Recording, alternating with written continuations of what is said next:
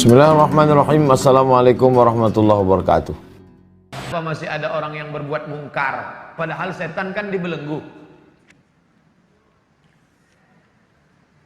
Futihat abwabus sama, dibuka pintu langit. Futihat abwabul jannah, dibuka pintu surga. Wa ghulliqat abwabun nar, dikunci pintu neraka. Wa suffidat asyayatin, setan-setan dibelenggu. Saya orangnya suka penasaran. Ini hadis setan dibelenggu.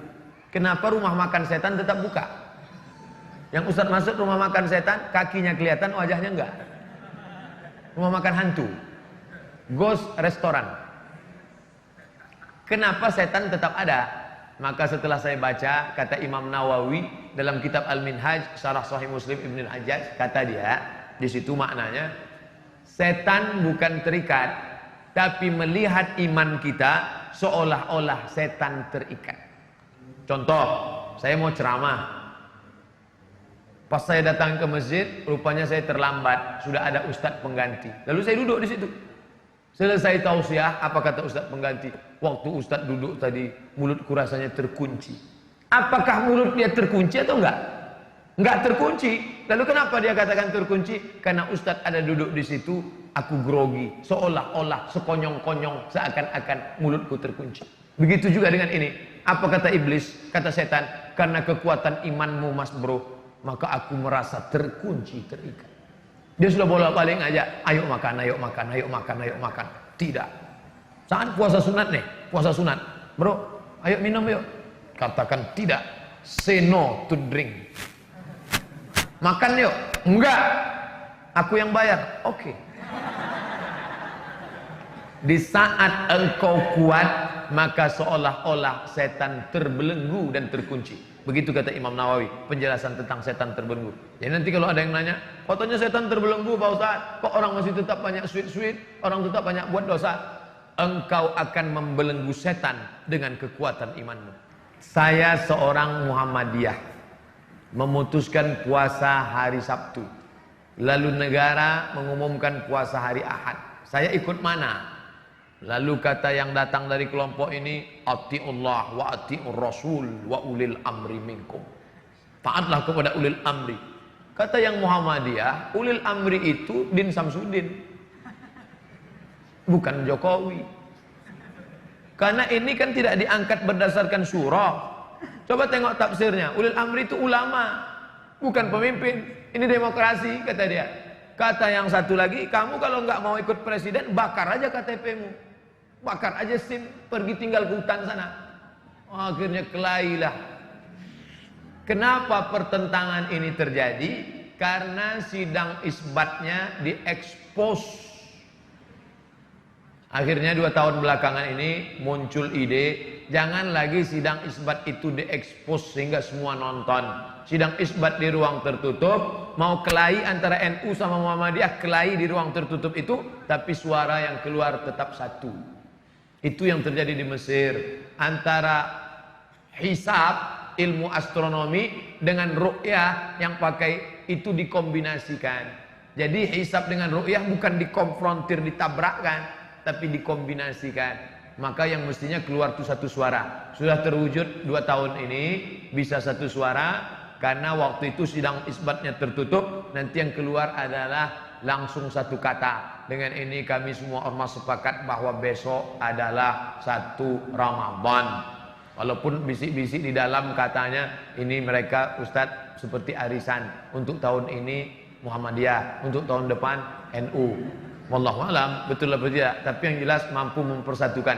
Andai ini terjadi, satu, amat sangat baik, bagus, positif. Orang luar agama kita tidak membenturkan kita. Andai balik ke lagu lama, dibenturkan antara ormas dengan negara, ikut mana? Saya pribadi menyarankan istafti qalbak wa in aftakal muftun. Ikutlah apa yang engkau yakini benar menurut engkau, walaupun 1000 orang berfatwa, memberikan fatwa kepadamu.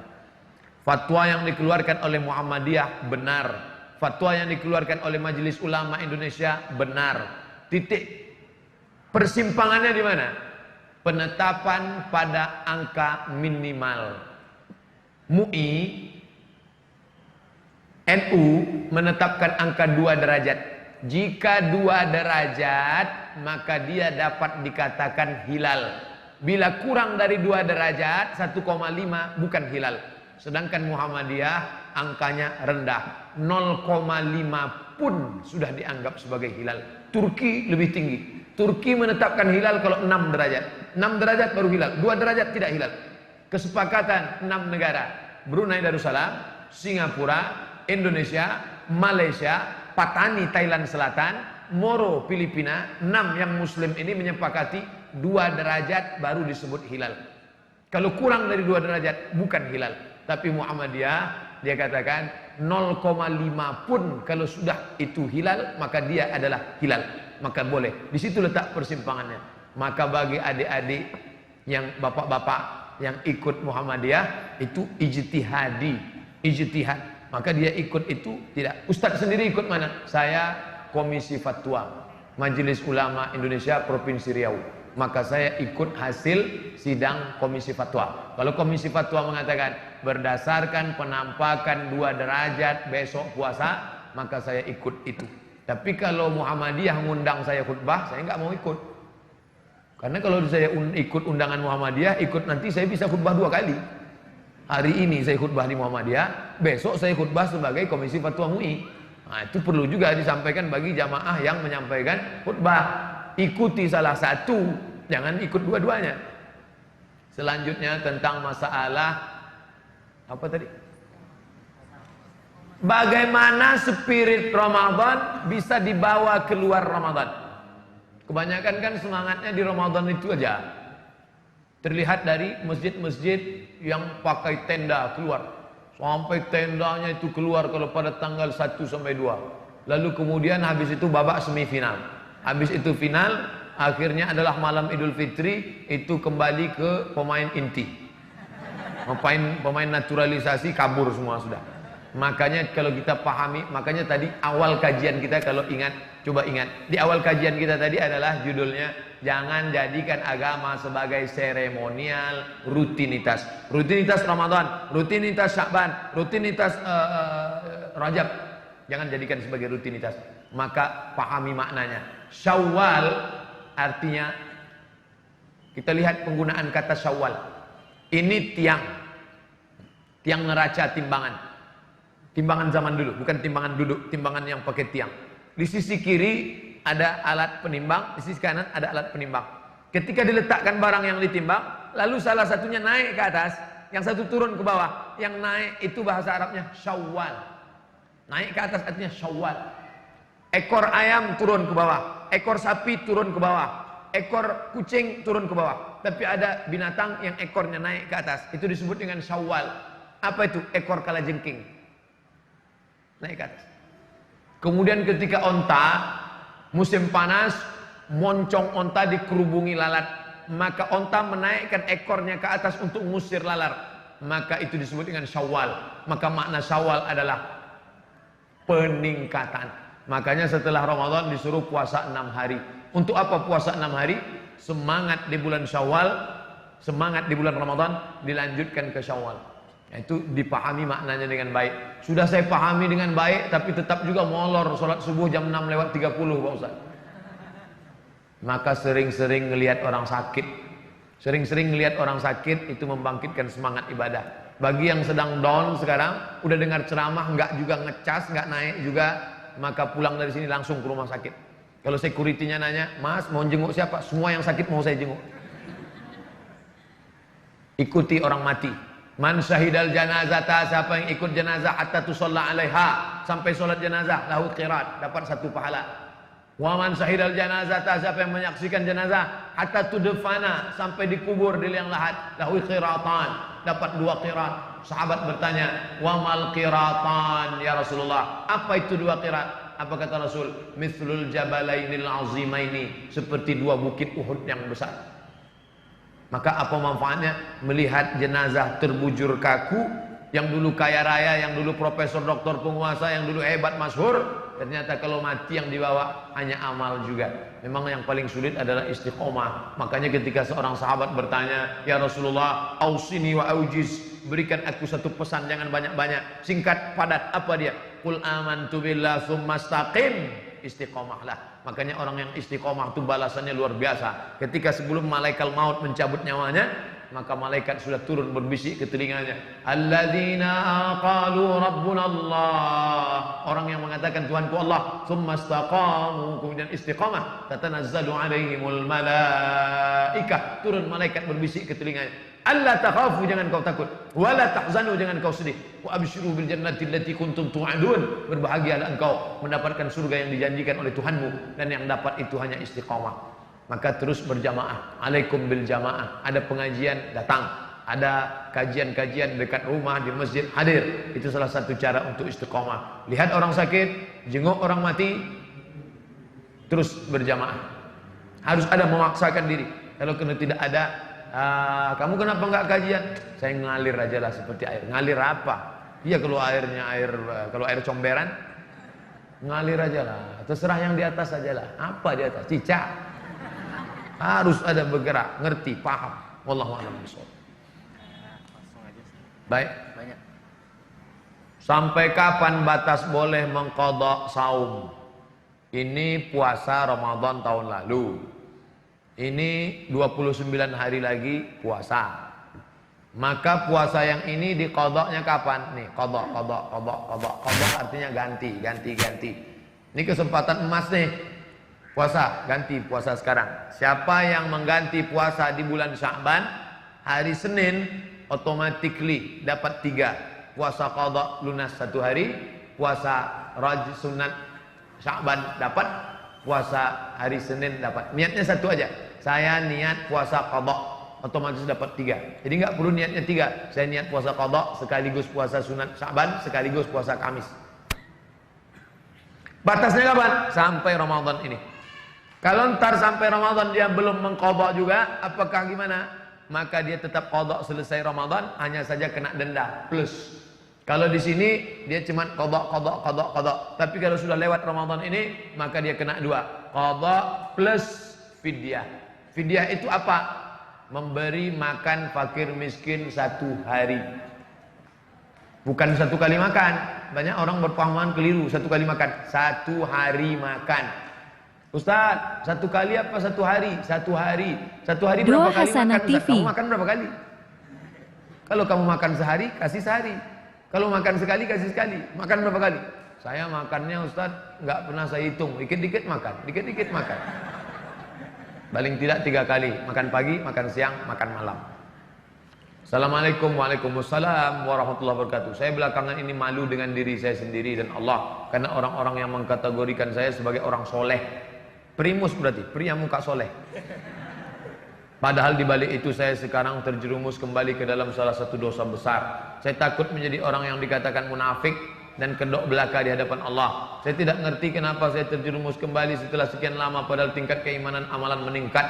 Ustadz mohon untuk memberikan arahan, untuk memberikan cara kepada saya untuk taubatan nasuha, dan mohon juga Ustadz untuk berkenan mendoakan saya sehingga tidak terjerumus. Mengapa? Why? Kenapa kembali terjerumus? Maka kalau ada orang tobat, setelah tobat dia kembali ke masa lalu, yang perlu ditelusuri adalah mengapa dia kembali. Akar masalah penyakitnya apa? Saya kembali ke pekerjaan yang lama itu Pak Ustadz karena masalah ekonomi. Oh, berarti anda terjebak riba. Sebelum tobat riba, setelah tobat kembali ke riba. Berarti ekonominya mesti diperbaiki. Lepaskan dirimu dari riba. Berarti ekonomi. Apa sebabnya? Saya dulu Pak Ustadz sudah berhenti, nggak lagi nyanyi-nyanyi karaoke, lagu metal, lagu hantu, lagu setan. Tapi sekarang masih. Sebabnya Pak? Pergaulan. Berarti harus di-cut pergaulannya. Sebab kamu kenapa? Saya kembali ke masa lalu, perbuatan ini. Masalahnya apa? Seks. Kenapa muncul masalah seks? Karena belum menikah. Ya nikah. Man istata'a minkumul ba'ah. Siapa yang sudah mampu falyatazawwaj, menikah. Kalau nggak sanggup menikah, falaihi bisawm. Perbanyak puasa sunat. Makan berkurang, libido seksual turun, nafsu ada, tenaga nggak ada. Nafsunya ada, tenaganya nggak ada. Apalagi mahasiswa di kampus datang kawan, tengok tuh ada cewek cantik, mana udah nggak ngeliat dia. Maka disuruh banyak mempuasa sunat. Maka jangan mengobati masalah yang sebenarnya bukan inti masalah. Maka saya kalau ceramah saya mesti tahu dulu ini masalahnya apa. Jangan sampai kita bawa entrostop ternyata orang sakit migrain. Kita bawa bodrek dia mencret, nggak sesuai. Maka kamu yang paling mengerti tentang dirimu. Apa masalahmu? Atasi masalah tanpa masalah. Nggak ada ya syariah. Kenali diri. Halakam ru'un lam ya'rif qadrahu. Orang yang paling celaka adalah orang yang tidak mengerti dirinya. Kamu masalah sekarang. Iya. Masalah kamu apa? Disitulah letak masalahnya Pak Ustaz. Saya tak mengerti apa masalah saya. Ini paling masalah. Bagaimana hukum menikahi wanita yang sudah tidak perawan lagi? Padahal lelaki itu belum pernah melakukan serupa kepada wanita. Apakah boleh menikahinya? Nama kitabnya Fikih Sunnah. Nama penulisnya Sayyid Sabiq.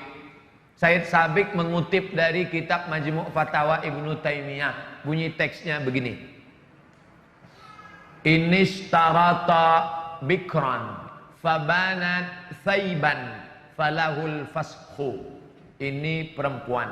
Enggak tahu entah gadis entah tidak. Gaya-gayanya kayak gadis. Lalu ini ada seorang lelaki. Dia ingin perempuan yang gadis. Adinda, sebelum aku menikahimu, tak ingin terjadi penyesalan di akhir masa. Apakah engkau menjaga kehormatanmu selama ini? Lalu si ini percaya. Karena dia lihat tanda-tandanya seperti menjaga. Dia untuk menjurus langsung, dia tidak ingin menyakiti hati si perempuan. Ternyata setelah menikah, inilah yang dikatakan Imam Ibnu Taimiyah, inishtarata bikran. Kalau laki-laki ini mensyaratkan istrinya mesti perawan, fabanat saiban, ternyata tidak perawan, falahul fashu, maka dia punya hak untuk fasah. Fasah artinya pembatalan pernikahan. Ternyata perempuan itu mengaku di malam itu atau bla bla bla, maka dia mesti datang ke wali perempuan itu, Pak, ternyata begini-begini keadaannya. Maka sesuai pendapat Ibnu Taimiyah dalam kitab Majmu' Fatawa yang dinukil oleh Sayyid Sabiq dalam kitab Fikih Sunnah. Kalau nggak ingat, pokoknya begitu aja lah.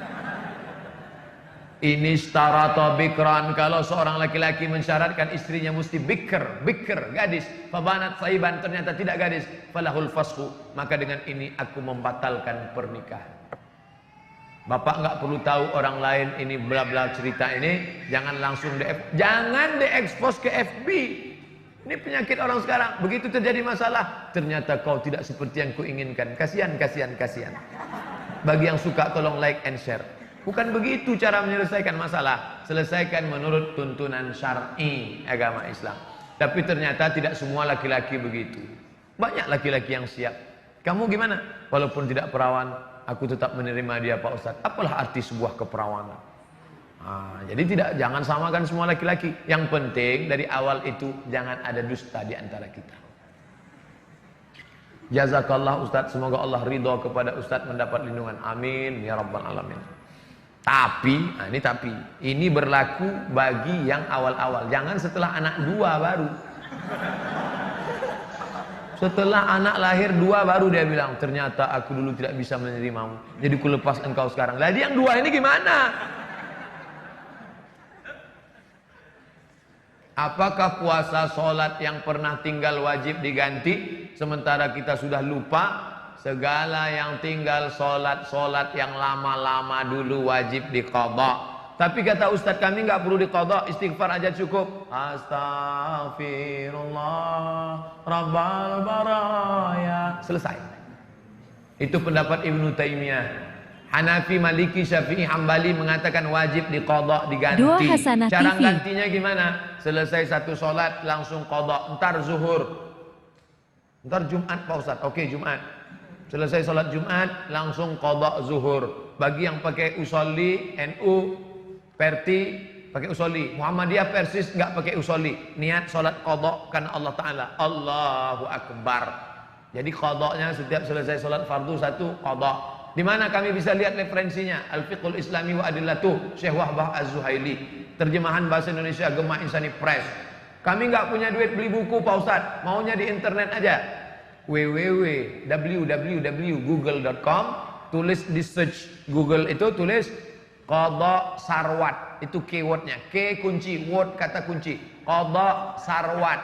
Qadha artinya tentang qadha, sarwat Ustadz Sarwat membahas tentang itu, lengkap 4 pendapat ulama.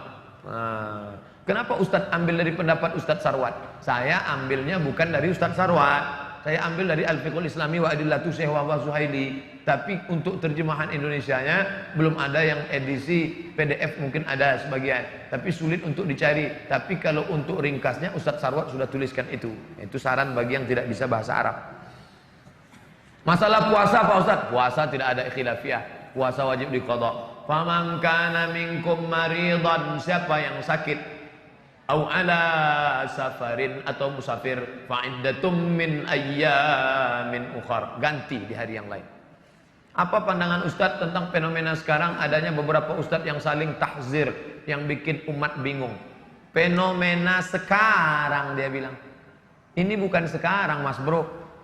Tahzir mentahzir dari dulu. Ini ada ulama namanya Syekh Mukbil. Syekh Mukbil bin Hadi Al-Wadi'i. Ini ada ulama namanya Syekh Yusuf Al-Qardawi. Mukbil mentahzir Qardawi. Jadi kalau Ustadz Adi Hidayat ditahzir itu enggak seberapa. Saya share bukunya. Judulnya Iskatul Kalbil Awi Yusuf bin Abdullah Al-Qardawi. Iskat membungkam, kalbi anjing, awi nggonggong. Membungkam anjing menggonggong Qardawi. Yusuf Qardawi anjing. Kalau Yusuf Qardawi anjing, saya ini apa? Jadi jangan heran, nanti kalau ada orang mentahzir saya, mentahzir Ustadz, itu dalam dunia mereka biasa. Dunia siapa? Dunia ahli tahzir. Kerjanya mentahzir aja. Namanya ahlul bait, ahlul bid'ah wa tahzir. Mentahzir ulama lebih berpahala daripada puasa sunat dan sholat sunat. Buka nama penulisnya Syekh Syayji, ahli hadis dari Riyadh. Protokolat As-Salafiyah Al-Jadidiyah, protokol salafi gaya baru.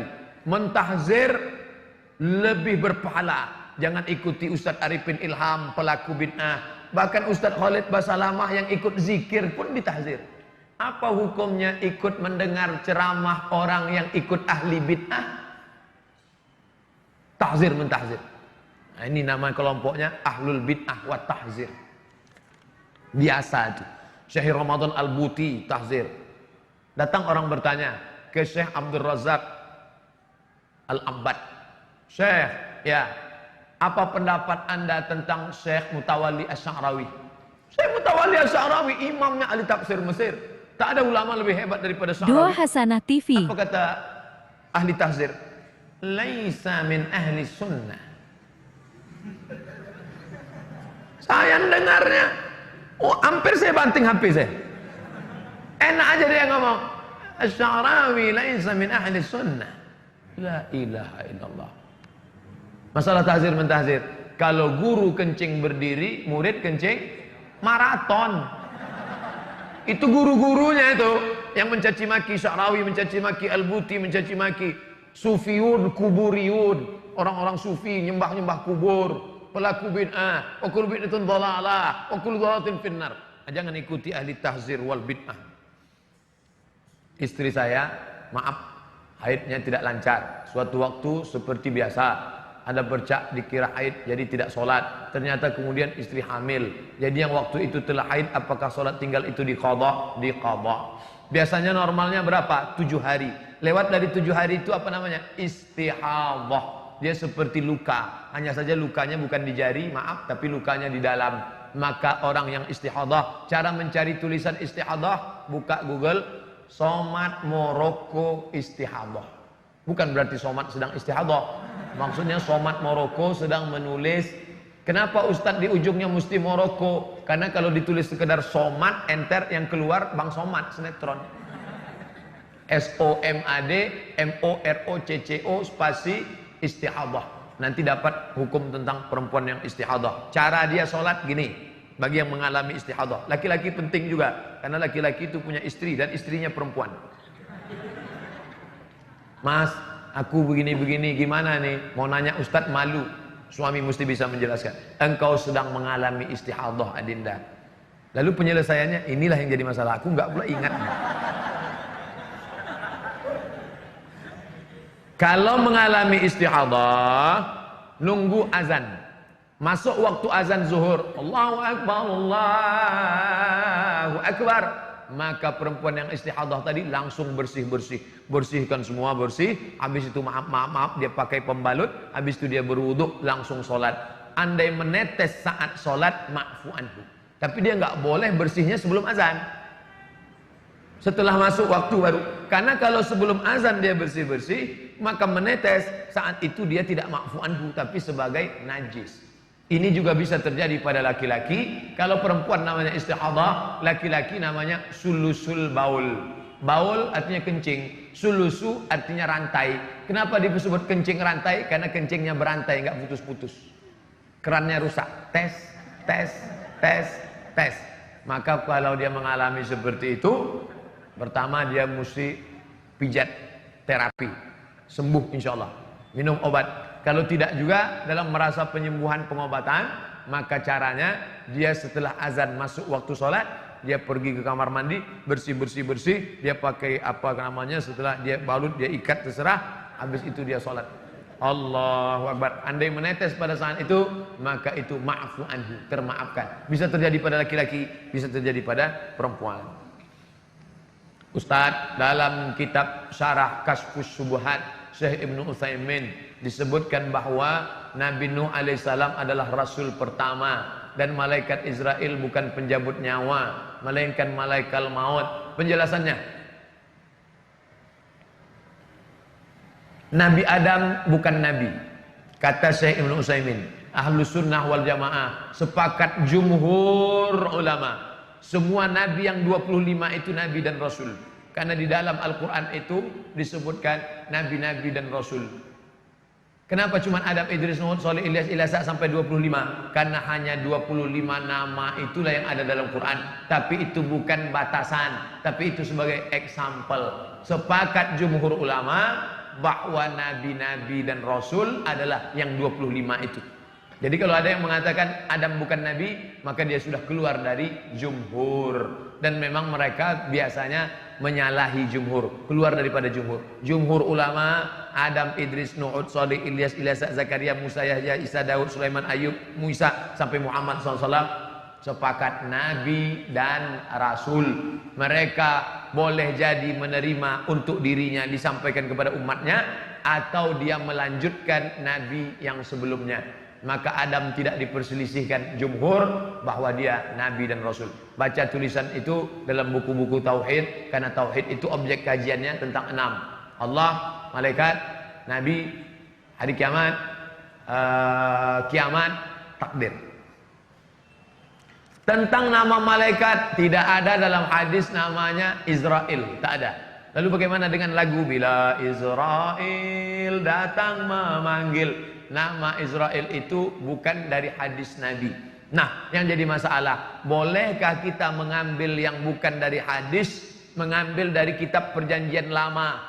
Maka jika dia tidak terkait tentang masalah Allah, masalah akidah, boleh. Contoh, Imam Ibnu Katsir yang ahli hadis dan ahli tafsir, yang punya tafsir Al-Quranil Azim tentang umur Nabi Ibrahim saat anaknya lahir. Umur Nabi Ibrahim 86 tahun ketika Ismail lahir. Itu bukan dari hadis. Dari mana dia ambil? Dari kitab perjanjian lama, dari riwayat-riwayat. Ini riwayat Israiliyat namanya. Israiliyat tidak boleh diambil kalau terkait dengan akidah. Tapi kalau terkait dengan kisah, terkait dengan historis, tak jadi masalah. Karena masalah Israiliyat terbagi 3. Yang pertama, yang terakhir masalah akidah. Nabi menyobek, disobek Nabi Taurat yang dibawa oleh Umar. Umar bawa Taurat, kata Umar dan Nabi, Umar sini, itu apa? Taurat ya Rasulullah. Nabi sobek. Kenapa Nabi marah? Karena terpengaruh masalah tauhid, Nabi tak suka. Tapi ada yang sifatnya masalah sejarah. Kalau masalah sejarah, maka boleh diambil selama tidak merusak akidah. Termasuklah masalah Israel ini. Maka dari dulu ulama banyak menulis. Lihatlah di kitab-kitab tafsir, ulama-ulama fiqh terpercaya pun menyebut dengan Israel. Nah, jadi bagi yang tidak mau, persimpangannya adalah kami tidak mau pakai riwayat Israiliyat. Harga mati. Yang satu mengatakan Israiliyat pun boleh dipakai kalau hanya dalam kasus masalah historis sejarah. Ketika bulan Ramadan Kenapa masih ada orang yang berbuat mungkar? Padahal setan kan dibelenggu. Futihat abwabus sama, dibuka pintu langit. Futihat abwabul jannah, dibuka pintu surga. Wa ghulliqat abwabun nar, dikunci pintu neraka. Wa suffidat asyayatin, setan-setan dibelenggu. Saya orangnya suka penasaran. Ini hadis setan dibelenggu. Kenapa rumah makan setan tetap buka? Yang Ustadz masuk rumah makan setan, kakinya kelihatan, wajahnya enggak. Rumah makan hantu, ghost restoran. Kenapa setan tetap ada? Maka setelah saya baca, kata Imam Nawawi dalam kitab Al-Minhaj, Syarah Sahih Muslim Ibn Al-Hajjaj, kata dia, di situ maknanya, setan bukan terikat, tapi melihat iman kita seolah-olah setan terikat. Contoh, saya mau ceramah. Pas saya datang ke masjid, rupanya saya terlambat, sudah ada ustadz pengganti. Lalu saya duduk di situ. Selesai tausiah, apa kata ustadz pengganti? Waktu ustadz duduk tadi, mulutku rasanya terkunci. Apakah mulut dia terkunci atau enggak? Enggak terkunci. Lalu kenapa dia katakan terkunci? Karena ustadz ada duduk di situ, aku grogi, seolah-olah, sekonyong-konyong, seakan-akan mulutku terkunci. Begitu juga dengan ini. Apa kata iblis? Kata setan, karena kekuatan imanmu mas bro, maka aku merasa terkunci, terikat. Dia sudah bolak-balik ngajak, ayo makan, ayo makan, ayo makan, ayo makan. Tidak. Saat puasa sunat nih, puasa sunat. Bro, ayo minum yuk. Katakan tidak. Say no to drink. Makan yuk. Enggak. Aku yang bayar. Oke. Di saat engkau kuat, maka seolah-olah setan terbelenggu dan terkunci. Begitu kata Imam Nawawi, penjelasan tentang setan terbelenggu. Jadi nanti kalau ada yang nanya, katanya setan terbelenggu Pak Ustaz, kok orang masih tetap banyak sweet-sweet, orang tetap banyak buat dosa? Engkau akan membelenggu setan dengan kekuatan imanmu. Hukum baca doa iftitah dalam sholat sunat rawatib apa? Sunnat. Allahu Akbar kabira, Allahumma ba'id baini wa baina khatayaya, wajjahtu wajhi alladhi fatara samawati. Buka buku saya, 77 tanya jawab sholat, download gratis di internet. Iftitah 1, iftitah 2, iftitah 3, iftitah 4, iftitah 5. Iftitah hukumnya sunat, baik pada sholat fardu maupun sholat sunat. Tapi kawan saya cepat betul sholatnya Pak Ustaz. Allahu Akbar, Allahu Akbar. Dia nggak baca iftitah, dia cuma baca Fatihah saja. Jadi iftitah saja, Fatihah saja sah. Baca Fatihah saja sah. Cuman ibarat makan ya, nasi sama kecap doang. Tentu kita maunya full, ada sayurnya, ada dessertnya, ada cuci mulutnya, ada cuci kakinya, ada semuanya lengkap. Maka dia ada iftitahnya, ada ayatnya panjang, tasbihnya lengkap, tumakninahnya mantap. Nah, itu. Jadi jangan cuma, jadi nanti kalau kelihatan ada cepat, itu cepat betul, nasi sama kecap tuh. Ustaz, sejak guru ngaji saya tidak bisa ngajar lagi, saya jadi banyak belajar agama lewat buku dan YouTube. Bagaimana hukumnya Pak Ustaz? Ngaji lewat YouTube boleh, tapi dengan syarat yang ngomong di YouTube itu siapa.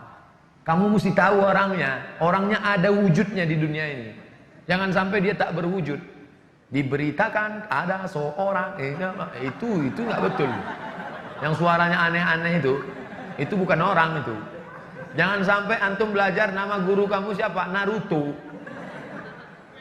Saya ceramah seminggu di Kuala Lumpur, jamaah titip salam. Anak-anak kecil, Ustadz mau ke Kuala Lumpur ya? Iya. Tolong titip salam sama Upin Ipin ya. Saya di Malaysia, saya nggak ketemu. Upin Ipin itu fiktif, nggak ada orangnya. Jadi kalau belajar sama siapa? Sama Ustadz Somad. Ustadz itu ada wujudnya, ada. Ini orangnya, ini nomor HP-nya. Kalau nggak paham bisa ditanya kan, Ustadz dalam ceramah Ustadz yang judulnya ini saya nggak paham artinya apa. Kalau begitu modelnya bisa. Sedangkan media itu sebagai alat saja, boleh. Tapi kalau nggak jelas orangnya, saya dengar Ustadz Idrus Ramli. Ustadz Idrus Ramli itu ada orangnya, bukan Ustadz alam gaib, ada nyata. Sama Ustadz Ade Hidayat ada orangnya. Sama Ustadz Fulan ada. Boleh nanya. Bagaimana cara melawan hawa nafsu yang selalu berbisik untuk ngajak pacaran? Pertama, buanglah pacar pada tempatnya. Ganti nomor, buang FB, putuskan. Ustadz ngomong aja. Emangnya Ustadz dulu waktu kuliah nggak pacaran? Saya kuliah 4 tahun di Mesir nggak punya pacar. Kenapa? Nggak dapat. Kampus laki-laki dengan kampus perempuan jaraknya 15 km. Al-Azhar, kami di lokal laki-laki semua. Anak Indonesia, mahasiswa Indonesia zaman saya kuliah dari 1998 sampai 2002 di Kairo. Zaman saya kuliah anak Indonesia 2.400 orang. Yang laki-laki 2.100, yang perempuan 300. Persaingan ketat. Saya diuntungkan oleh keadaan. Oleh sebab itu mahasiswa-mahasiswa saya sadar kalian zaman sekalian sekarang sulit. Dulu zaman kami kenalan sama perempuan susah. Zaman sekarang tinggal ketik namanya langsung dapat, say hello, makan bakso 2 kali selesai. Oleh sebab itu godaan kalian luar biasa dan balasannya juga luar biasa. Al-ibadatu fil haraji, orang yang tetap istiqomah dalam ibadah padahal waktu itu zaman banyak fitnah, kahijratin ilayya, dia sama seperti berhijrah kepadaku, kata Nabi SAW. Andai saya disuruh, ada yang nawarin, Ustadz mau muda lagi umur 20, enggak sanggup saya. Godaan yang luar biasa. Tapi anak-anak muda yang sekarang istiqomah dari sejak kemarin sore di Masjid Kota Bandung Al-Fathu, anak-anak muda. Tadi subuh anak-anak muda. Yang sekarang anak-anak muda. Malah saya menduga nampaknya orang tua sudah banyak yang meninggal dunia.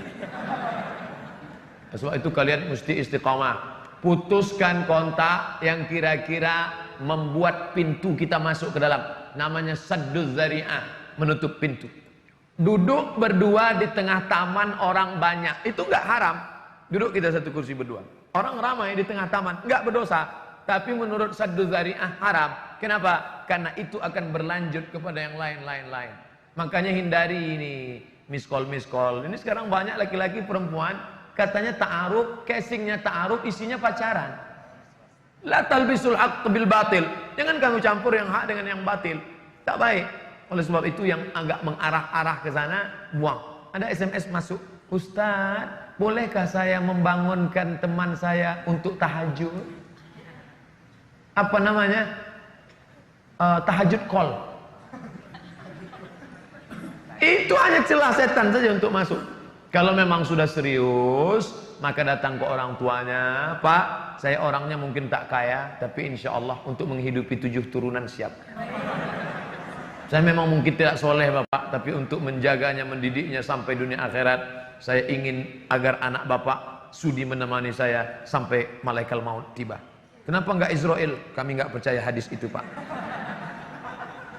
Kalau Bapak siap, saya ingin pinang anak Bapak dengan setumpuk emas dan segenggam permata. Tapi kredit, Pak. Jadi enggak usahlah pacaran-pacaran. Kalian istiqomah aja, sekolah yang benar, kuliah yang betul, kerja. Buktinya kawan kita, sahabat kita menikah, dapat juga yang baik, dapat juga yang solehah, dapat juga yang soleh. Maka buat baik, niat baik, insya Allah Allah kasih yang baik. Kalau Allah kasih yang tak baik, sesungguhnya Allah ingin menguji, dia akan berikan yang terbaik. Malah dapat 2 nanti. Soal riba, ibu saya sudah menjual motor, sudah setengah jalan. Tapi ibu saya sudah menyicil motor, sudah setengah jalan. Artinya kreditnya sudah setengah. Tapi saya baru tahu kalau itu riba. Saya harus bagaimana Pak Ustaz? Berhenti nyicil atau lanjutkan? Kalau ada yang bisa dijual untuk ngebom motor ini, hancur dong. Sisa cicilan berapa lagi? 7 juta. Ini bisa dijual 7 juta. Iya, tutup ini. Cash, lunas. Kalau ada yang bisa begitu, tutup. Kalau nggak bisa Pak Ustaz, motornya dijual. Sehingga putus. Kalau jual motor, saya jalan kaki. Yang tertinggi, tutup. Jual barang, tutup. Nggak bisa, nomor 2, jual ini. Nggak juga bisa, nomor 3. Lanjutkan sampai lunas. Darurat tubihul mahzurat. Saya Pak Ustadz, pagi kuliah, sore kerja, satu-satunya transportasi ini. Kalau ini dijual nanti saya mati. Orang Islam nggak boleh disuruh pilih mati dengan makan babi. Masuk ke hutan, pilihannya tinggal 2, makan babi atau mati. Nggak boleh pilih mati. Aku mati aja lah, nggak boleh. Makan babi itu, potong, bakar, ambil kecap dikit. Sementara dapat pisang. Itu nama kaedahnya ad-darurat tubihul mahzurat. Yang darurat memperbolehkan yang terlarang. tapi hanya untuk sekedar nyambung hidup saja. Ya Allah, Engkau beri aku rezeki, aku lunasi ini karena inilah penyambung hidupku. Habis selesai ini aku nggak akan kredit motor lagi, cuman kredit mobil aja ya Allah. Jangan buka pintu kredit. Saya gimana agar saya bisa dengan sungguh-sungguh tobat Pak Ustadz? Karena kadang saya tobat, kadang maksiat. Tolonglah Ustadz, mohon nasihatnya. Pahami dirimu dengan baik, akar maksiatnya di mana. Kalau anak muda biasanya akar maksiatnya masalah seks, maka jangan banyak-banyak makan libido seksual. Banyak puasa sunat. Mahasiswa puasa sunat bagus. Yang pertama, libido seksual turun. Yang kedua, merasakan pengawasan Allah. Yang ketiga, bisa ngirit belanja setengah bulan. Puasa Daud 15 hari, bagus. Kuliahnya tetap jalan. Banyak. Coba, ini terapi nggak bisa teori. Coba rasakan sendiri. Ustadz dulu gimana? Kami dulu kuliah sering puasa sunat, puasa sunat, puasa sunat. Apalagi waktu itu krisis moneter, harga dolar 20.000. Tinggal di Mesir, orang tua ngirim sulit susah. Banyak kami puasa sunat. Oh, ini bagus. Pak Ustadz, bagaimana sikap anak terhadap orang tua yang minta rokok kepada anak? Umur orang tua 70 tahun. Anak itu tahu kalau rokok itu racun. Apakah berdosa anak itu? Bagaimana sikapnya? Jangan kasih rokok. Pak, nak minta rokok? Nggak boleh Pak. Hukum rokok itu bagaimana? Rokok menurut Muhammadiyah haram. Rokok menurut Komisi Fatwa MUI haram bagi ibu hamil, ibu menyusui, orang tua, anak kecil. Adapun orang yang sehat merokok itu makruh menurut MUI. Tapi menurut Muhammadiyah haram. Menurut Mufti Mesir haram. Menurut Mufti Saudi Arabia Syekh Abdul Aziz bin Baz haram. Nah, jadi kalau bapak, ibu, adik-adik berpihak kepada pendapat yang mengatakan haram, maka merokok itu sama macam makan babi. Tapi kalau dia berpendapat saya lebih condong kepada yang makruh nampaknya Pak Ustaz, bagi sama dengan makan jengkol. Nah, jadi ini penting fatwa ini. Kalau ada yang memberikan rokok kepada orang tua renta, itu menurut MUI pun haram. Karena yang tidak boleh merokok itu ibu hamil, ibu menyusukan, orang tua renta yang sakit, dan anak-anak. Nah, ini tetap haram dia. Maka cara teknis kita lah memberitahunya. Ada seorang kiai, di belakang rumahnya ada kebun. Ada kebun nanas, ada kebun semangka, ada kebun jagung, dan ada kebun tembakau. Suatu malam datanglah segerombolan babi. Besok pagi Pak Kiai buka jendela, astagfirullah. Semangkanya habis, nanasnya habis, kacangnya habis. Yang tidak disentuh oleh babi adalah tembakau. Ternyata dalam dunia babi pun tembakau itu haram. Hadis riwayat Kiai Haji Lukman Syarif. Sahih enggaknya wallahu alam. Ini tentang masalah rokok. Itu masalah teknisnya saja. Jangan orang tua diceramahi. Saya tidak ingin anak muda yang sudah ngaji pulang dari pengajian, papa, mama duduk sini. Usikum wa nafsi bitaqwallah. Orang tua tidak pernah melihat kita besar. Ibu saya tidak pernah melihat saya seorang ustadz. Dalam pandangan matanya saya ini adalah anak kecil yang baru pandai berjalan. Kira-kira kalau ada anak kecil ceramah, dia takut atau lucu? Lucu ente, lucu. Udah pandai ceramah ente sekarang. Maka kita pakailah lidah orang lain, tapi bahasanya punya kita. Siapa yang ngomongannya dia dengar? Sepupunya, kakaknya, adiknya, tokoh agamanya, ustadznya. Kita pinjam mulut dia. Kita ajak, ngomongin ke bapak saya ya. Satu pun gak ada yang dia takuti Pak Ustadz. Kita ajak dengan bahasa yang santun. Wa in jahadaka, kalau dia mengajakmu ala untusyrika bi, mempersekutukan aku, ma laysa laka bihi ilmun, engkau tak ada ilmu tentang itu, fala tuti'huma, jangan kau patuh. Tapi ayat itu masih koma, belum titik. Wa sahibhuma fid dunya ma'rufa, tetaplah engkau bergaul baik dengan dia. Enggak boleh ngelawan orang tua walaupun kafir. Sedangkan yang kafir aja enggak boleh, apalagi sekedar merokok. Surat tilang sudah masuk. Mohon maaf 5 menit lagi Pak Ustadz, memang sudah habis. Innalillahi wa inna ilaihi raji'un. Terima kasih atas segala perhatian. Mohon